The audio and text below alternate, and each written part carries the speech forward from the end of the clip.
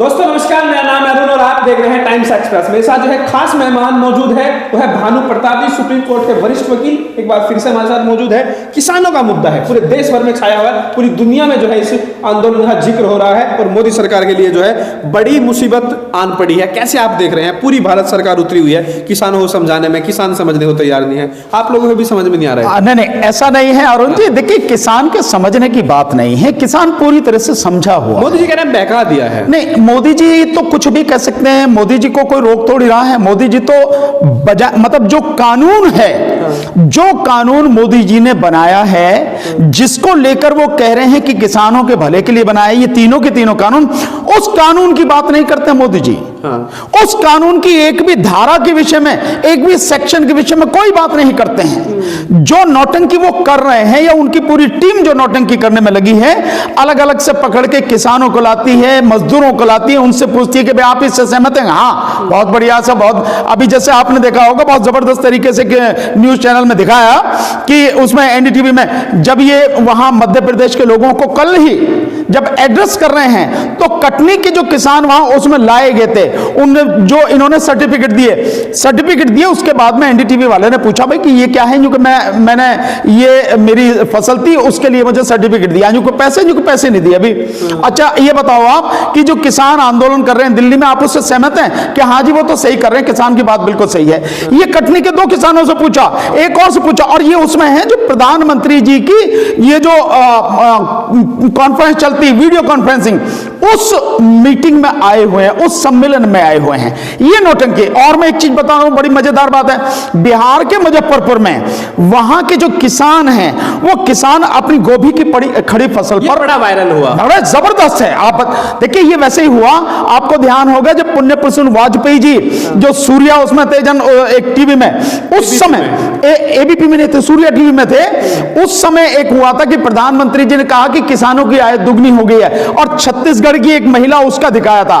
उन्होंने अपनी टीम को वहां भेजा और पता लगाया उससे, कह रहे कहीं भी नहीं वो बात हमारी सुनी नहीं, हमने ये काम छोड़ के ये शुरू किया, तब थोड़ी सी इनकम हमारी बढ़ी। तो झूठ पकड़ा गया, जिसके बाद पुण्य प्रसन्न वाजपेयी जी का जो पूरा था मास्टर स्ट्रोक जो था, उसको जो मतलब उसकी डिस्टर्बेंस शुरू किया गया, उसके जो सैटेलाइट जो उसका सिस्टम था उसमें गड़बड़ की गई, और बाद में इतना प्रेशर उस पर डाला गया कि पुण्य प्रसन्न वाजपेयी जी को वहां से छोड़ना पड़ा। ये स्थिति तो ठीक वैसा ही झूठ जो आपके लॉ मिनिस्टर हैं रविशंकर प्रसाद जी, उन्होंने वहां के एक किसान का गोभी का दिखाया कि हमने सीसीयू के माध्यम से उससे संपर्क किया और उसकी गोभी 10 गुना फायदा हुआ।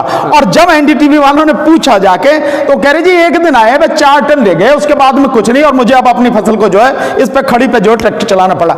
देखिए, ये नौटंकी है। ये नौटंकी मैं समझता हूं एक प्रधानमंत्री को शोभा नहीं देता। प्रधानमंत्री को बहुत सीधे सीधे लोगों के सामने आना चाहिए। मतलब एक बड़ी अजीब सी स्थिति है, समस्या यहां है, लोग यहां बैठे हैं, किसान यहां बैठे, और जो प्रधानमंत्री जी हैं, जैसे कोई बंदर वाली कहानी नहीं सुनी कि इस डाल पे उछल के उस डाल पे उछल के उस डाल पे उछल के उस डाल, वहां नहीं आता जहां जगह है, मजाक काम की बात है। चारों तरफ जो है उछल कूद मच रही है। कहां कभी इधर को जा, कभी इधर को जा। अबे मध्य प्रदेश जा रहे हो तुम, कभी वहां जो गुजरात में जा रहे हो, मैं कह रहा हूं हम बंगाल में पहुंच गए। भैया मेरे, ना बंगाल जाओ, ना आप मध्य प्रदेश जाओ, ना गुजरात जाओ, ना कहीं जाओ। आप में हिम्मत है तो सिंघू बॉर्डर आओ, टीकरी बॉर्डर आओ, किसानों से आंख मिलाओ और सुलझाओ, समस्या सुलझाओ। तो किसान ही नहीं मान रहे, वो कह रहे तो किसान ही नहीं है। देखिए, खालिस्तानी पाकिस्तानी बताया जा रहा है। ये सारे के सारे वही है जो बीजेपी की एक गंदी घटिया राजनीति होती है कि लोगों को जो आंदोलन, असली आंदोलन होता, सही आंदोलन होता है, उसको इस तरह से बदनाम करो कि ये खालिस्तानी है, आतंकवादी है। आप कितनी बार गए हैं और आप बहुत अंदर तक गए हैं। मैं समझता हूं जितना आप जैसे साथियों ने कवर किया है, वो बाकी और मीडिया ने, हालांकि बाकी और मीडिया को अब आने भी नहीं दिया जा रहा वहां पे, क्योंकि गुलाम मीडिया तो उसको क्या आने देना। आपने जो जाके अंदर तक कवर किया है, आपने एक एक चीज देखी है, एक एक बात बताई है, आपने सबको दिखाया है, वहां आपको कौन नजर आ रहा है कि वो किसान नहीं है? वहां हर व्यक्ति जो बैठा है किसान है या किसान से जुड़ा हुआ मजदूर है। तो मजदूर और किसान एक ही बात है, वो सारे के सारे वही लोग हैं जो अपनी लड़ाई लड़ने आए हैं, उनमें से कोई भी बाहरी नहीं है, सारे के सारे सच्चे लोग हैं, देशभक्त लोग हैं, देश का भला चाहने वाले और देश को बचाने वाले लोग। अभी जो है बीजेपी के नेता भी अब आंदोलन पे उतर आए हैं, वो भी सड़कों, वो भी बैठ गए हैं, उन्होंने भी जो है हड़ताल की है। मुद्दा है जो हरियाणा का और पंजाब का जो पानी का जो मसला है, SYL का जो मसला है, उसको आप कैसे देख रहे हैं? सतलुज, देखिए सतलुज यमुना लहर का जो मुद्दा है, ये मुद्दा है लेकिन ये राजनीतिक मुद्दा है। ये इनको लेकर सवाल नहीं, इस समय की बात है। इस समय आपको देखिए, मैं आपको एक हकीकत सुनाता हूं। भाईचारा तोड़ने के लिए, मैं बिल्कुल वो भाईचारा तोड़ने के लिए, लेकिन ये भाईचारे टूटेगे ना। मैं एक उदाहरण बताता हूं। वहां पे पंजाब के दो लोग बैठे हुए हैं, मतलब इस तरह की ऐसे कई लोग हैं। पंजाब के दो लोगों की बात बता रहा हूं, दोनों का खेत बिल्कुल लगा हुआ, मैंड लगी हुई है, दोनों के बीच में मुकदमेबाजी हो रही है। एक ने मुकदमेबाजी कर रखी और यहां आंदोलन में दोनों साथ हैं, और साथ होने के बाद अब स्थिति यह है, जिसने मुकदमा डाल रखा है वो उस भाई से पूछता है जो साथ में उसके, कि भाई चाय पिएगा, खाना खाएगा, साथ में रह रहे हैं, साथ में लड़ रहे हैं, खा पी रहे हैं, और कह रहा कि अब यहां से जाते ही सबसे पहले मुकदमा वापस लूंगा। इस भाईचारे को, वो मुद्दा है, राजनीतिक मुद्दा है, उसकी जो स्थिति है वो उसको देखा जाएगा समय पे। लेकिन आज जो सबसे बड़ा मुद्दा है, पानी का क्या करेंगे जब सभी कुछ बर्बाद हो जाएगा? आप ये समझे ना। लेकिन अब तक जो है, इससे पहले जो है बीजेपी की जो सरकार थी पंजाब के अंदर, हरियाणा में भी जो है बीजेपी का सेकंड टर्म है, तो अगर चाहते तो सुलझा सकते। देखिए बीजेपी वाले जो लोग हैं, निहायती बेईमान, केंद्र में सरकार है, निहायती बेईमान और घटिया किस्म के लोग हैं। इतने निचले स्तर पर उतर कर राजनीति करते हैं जैसा आपने इसका नजारा कहीं देखा नहीं होगा। ये कश्मीर में कश्मीर में वो थी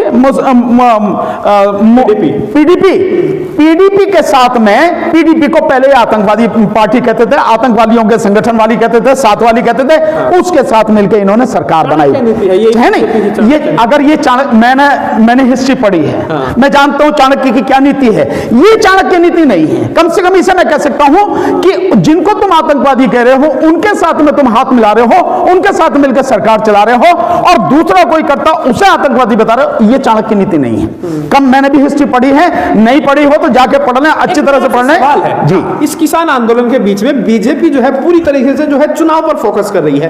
बंगाल चुनाव में जो है बीजेपी कूदा है, लग रहा है पूरा इंटरेस्ट बीजेपी का जो है बंगाल चुनाव जीतना है, किसानों का जो मुद्दा है वो महत्वपूर्ण नहीं है। जिस तरीके से अभी जो है पिछले दिनों एक बयान भी आया कैलाश विजयवर्गीय का, उन्होंने कहा कि जो सरकार जो गिराई गई है मध्य प्रदेश में, मोदी जी ने गिराई है, आपको बता रहा हूं, किसी को मत बताना। तो क्या ऊपर से ये सब चल रहा है कि भैया सरकार बनाओ, गिराओ, बनाओ, कुछ भी करो, सरकार बनाना महत्वपूर्ण है, इससे बड़ा कोई काम नहीं है? देखिए आपको ध्यान होगा, मैंने एक स्टेटमेंट दिया था जिस समय ये सरकार वहां पे जो है ना बनाई इन्होंने रात में, उसमें महाराष्ट्र में, और अगले दिन फिर जब वो जो है शरद पवार जी की पार्टी अलग हो गई और सारे के सारे वहां आ गए और सब हुआ, रात के अंधेरे में बनाई थी, तब मैंने कहा कि बीजेपी को सत्ता की भूख नहीं, हवस है, हवस, और सत्ता की हवस इनकी इतनी भयानक है कि उसके लिए ये कुछ भी कर सकते हैं। कोई नैतिकता नहीं है, कोई मापदंड नहीं है, सत्ता कैसे हाथ में आई है, उसके लिए कितने एमएलए खरीदने पड़े, कितने एमएलए तोड़ने पड़े, कितने एमपी खरीदने पड़े, क्या क्या करना पड़ा, उसकी कोई वो नहीं है। और ये विजयवर्गीय को बताने की जरूरत नहीं है, तो सबको जानते हैं जो भी कुछ हो रहा, दो ही लोग करता था जिनकी वजह से हो रहा, बल्कि तीन। एक तो जो है आपके जो आरएसएस के चीफ हैं मोहन भागवत, वो जो आपको चलाते हैं, बाकी सब आप सारे कठपुतले संगठन, गैर राजनीतिक नहीं है, उससे बड़ा राजनीतिक संगठन ही कोई नहीं है, वही सब कुछ करते हैं। और दूसरा मोदी जी, और तीसरे जो है श्रीमान जो अमित शाह, जिन्हें चाणक्य कहा जाता है, यही है सब कुछ करने वाले। बाकी तो सारे के सारे प्यादे हैं, किस प्यादे को कहां फेंकना है, कहां रखना है, किससे क्या काम कराना है, कैसे उठक बैठक करानी है, सब। और विजयवर्गीय वगैरह ये सारे के सारे उसी उसके प्यादे हैं और कुछ नहीं है। बीजेपी के नेता विरोध में उतर आए हैं। वीरेंद्र सिंह जो हरियाणा हरियाणा से जो है मोदी सरकार में पहले मंत्री भी रहे, वो भी अब किसानों के समर्थन में आ रहे हैं। क्या बीजेपी के लोगों को समझ में नहीं आ रहा है कानून? अरुण जी देखिए, समझ में आ रहा है, लेकिन है क्या कि जो अंधभक्त हो जाएं, जिनके दिमाग पर पूरी तरह से, जिनकी आंखों पर पट्टी पड़ जाए, अंधभक्त जो हो गया उसे और कुछ दिखाई नहीं देता। वो जैसे कहता ना कि सावन के अंधे को हरा ही हरा नजर आता है, तो जो मोदी जी के अंधे हैं उनको बस मोदी जी नजर आते हैं और कोई दूसरा नजर नहीं आता। समझ में जो समझदार लोग हैं उनको समझ में आ रहा है कि ये जो हो रहा है ये गलत हो रहा है और इससे देश बर्बाद होगा, लेकिन इतनी हिम्मत नहीं है। धन्यवाद उनका, वीरेंद्र जी का, उन्होंने इतनी हिम्मत दिखाई कि बाहर आगे मैदान में। जो भी व्यक्ति, एक सबसे बड़ी मुसीबत यह है कि जितने भी लोग हैं, अधिकतर लोग उन्होंने कानून पढ़ा नहीं है। ये जो एक्ट बनाए गए हैं, तीनों जो एक्ट, जैसे इसेंशियल कमोडिटीज एक्ट में जो संशोधन किया गया वो किसी ने नहीं पढ़ा, उसका असर क्या होगा? जब पढ़ाई नहीं है तो पता कैसे लगेगी?